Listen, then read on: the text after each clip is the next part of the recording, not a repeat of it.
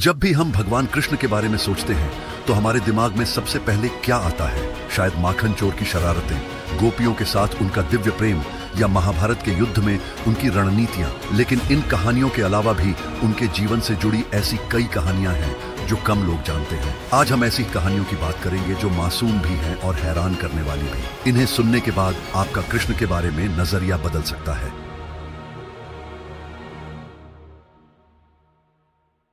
एक, हम सभी ने कृष्ण के बचपन की शरारतों की कहानियां सुनी हैं, लेकिन क्या आपने कभी सोचा है कि उनकी मां यशोदा उन्हें कभी कभी लड़की के रूप में क्यों सजाती थीं? यह सिर्फ मजाक या खेल के लिए नहीं था, इसके पीछे एक खास वजह थी।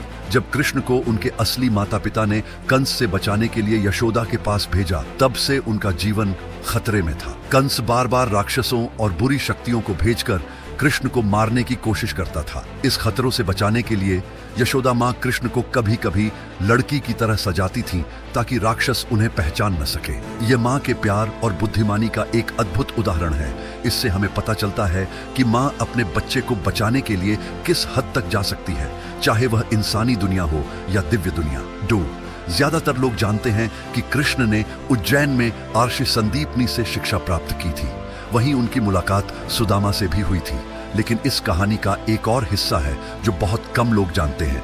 जब उनकी शिक्षा पूरी हुई तो कृष्ण ने आर्षि संदीपनी से कहा कि वे उन्हें गुरु दक्षिणा, गुरु को दिया जाने वाला आभार देना चाहते हैं। शुरुआत में आर्षि ने मना कर दिया, लेकिन कृष्ण ने जोर दिया। तब संदीपनी ने उनसे कुछ अद्भुत मांगा।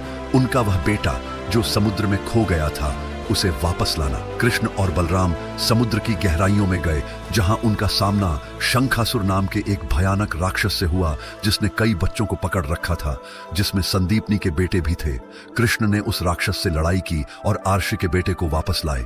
इस कहानी से पता चलता है कि कृष्ण अपने गुरुओं के प्रति कितनी इज्जत रखते थे। वे अपने आर्ण को चुकाने के लिए किसी भी हद तक जा सकते थे, चाहे वह समुद्र के अंदर ही क्यों न हो। यह उनकी निष्ठा और कर्तव्य की भावना को दर्शाता है। 3, कृष्ण का माखन चोर होना बहुत प्यारा लगता है। हम सभी ने उनकी वो कहानियां सुनी हैं जब वे अपने दोस्तों के साथ घरों में घुसकर माखन चुराते थे। लेकिन इस कहानी में एक ऐसा ट्विस्ट है जिसे बहुत कम लोग जानते हैं। कृष्ण और उनके दोस्त माखन चुराते थे, लेकिन वे सारा माखन खुद नहीं खाते थे। वे इस माखन का एक बड़ा हिस्सा बंदरों को दे देते थे। ऐसा क्यों? दरअसल कृष्ण को अपने पिछले जन्म की बातें याद थीं, जब वे भगवान राम के रूप में अवतरित हुए थे। उस समय हनुमान और बंदरों की सेना ने सीता को बचाने में राम की मदद की थी। कृष्ण इस जन्म में उन बंदरों का कर्ज चुकाना चाहते थे, इसलिए वे चुराया हुआ माखन बंदरों में बांट देते थे। यह न सिर्फ उनकी माखन चोरी को प्यारा बनाता है, बल्कि यह भी दिखाता है कि कृष्ण के हर काम के पीछे एक गहरी समझ और उद्देश्य होता था। उनकी शरारतें भी एक महान संदेश छुपाए हुए थी। 4, हम अक्सर कृष्ण को बांसुरी बजाते गोपियों के साथ या अर्जुन के सारथी के रूप में देखते हैं, लेकिन क्या आप जानते हैं कि कृष्ण एक योद्धा भी थे और वे अपने रूप को बदलने की अद्भुत क्षमता रखते थे। जब भी कृष्ण युद्ध के मैदान में उतरते थे, उनका रूप बदल जाता था। वे अपने सामान्य रूप से एकदम अलग एक ताकतवर योद्धा बन जाते थे। उनका शरीर वज्र बिजली जैसा कठोर हो जाता था और वे अपने विरोधी की शक्ति से भी बड़े और मजबूत दिखने लगते थे। यह सिर्फ उनके शरीर का बदलना नहीं था, यह उनके अंदर की अद्भुत शक्ति का प्रदर्शन था। युद्ध के समय उनका रूप इतना बदल जाता था कि वे एक अजेय योद्धा बन जाते थे। इससे हमें समझ आता है कि कृष्ण के व्यक्तित्व में कितनी विविधता थी। वे नाजुक प्रेमी और शक्तिशाली योद्धा दोनों ही रूपों में अद्वितीय थे। 5, हमने सभी कृष्ण की सुंदरता की कई छवियां देखी हैं, उनकी मुस्कान, उनकी आंखें, उनका सांवला रंग। लेकिन क्या आप जानते हैं कि उनके रूप का पहला वर्णन कहां से आया? आश्चर्य की बात यह है कि यह किसी देवदूत की दृष्टि से नहीं,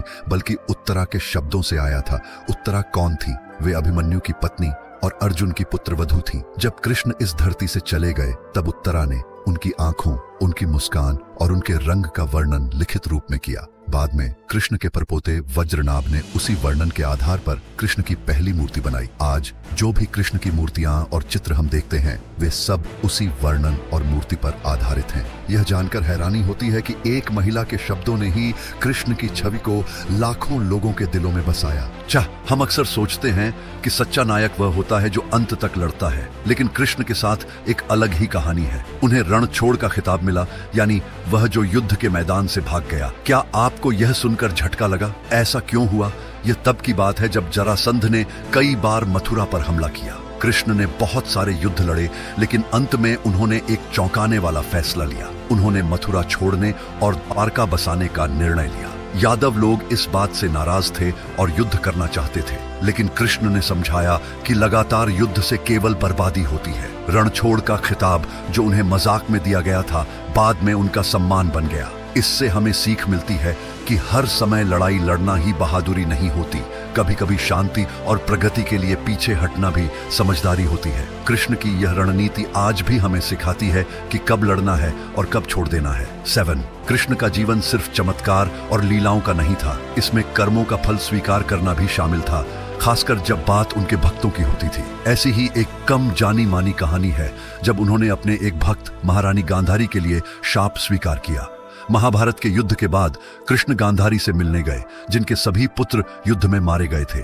गांधारी जानती थीं कि कृष्ण के पास युद्ध रोकने की शक्ति थी, लेकिन उन्होंने सीधे हस्तक्षेप नहीं किया। दुखी और गुस्से में उन्होंने कृष्ण को शाप दे दिया। गांधारी ने कहा कि जैसे उनके परिवार का विनाश हुआ, वैसे ही कृष्ण के यादव वंश का विनाश होगा और अंत में कृष्ण की मृत्यु अकेलेपन में होगी। चौंकाने वाली बात यह थी कि कृष्ण ने इस शाप को बिना किसी बहस के स्वीकार कर लिया। उन्होंने कोई तर्क नहीं किया, बल्कि शांतिपूर्वक यह स्वीकार किया कि चाहे कोई कितना भी दिव्य हो, उसे अपने कर्मों का फल भुगतना पड़ता है। जैसा कि गांधारी ने कहा था, कृष्ण का यादव वंश वास्तव में आपसी झगड़ों में बर्बाद हो गया और अंत में कृष्ण को जंगल में अकेले एक शिकारी के तीर से मृत्यु का सामना करना पड़ा। इस कहानी से पता चलता है कि कृष्ण ने कर्म का महत्व कितनी गहराई से समझा था।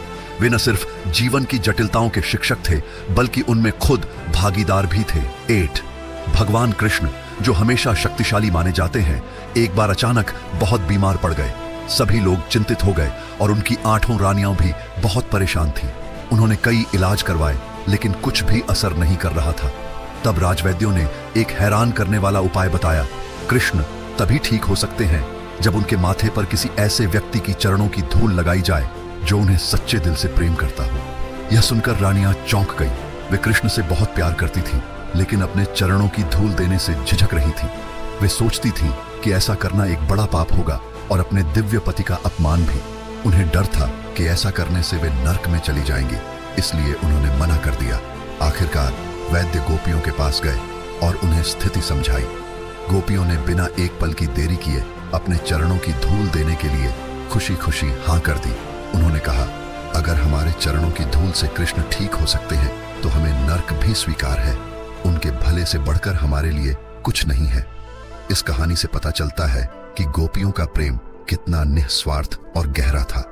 उनके लिए कृष्ण का सुख सबसे ऊपर था, चाहे उसके लिए उन्हें किसी भी परिणाम का सामना क्यों न करना पड़े। गोपियों की यह भक्ति नियमों और पाप पुण्य के डर से परे थी और यही उनके प्रेम की सच्ची परिभाषा है।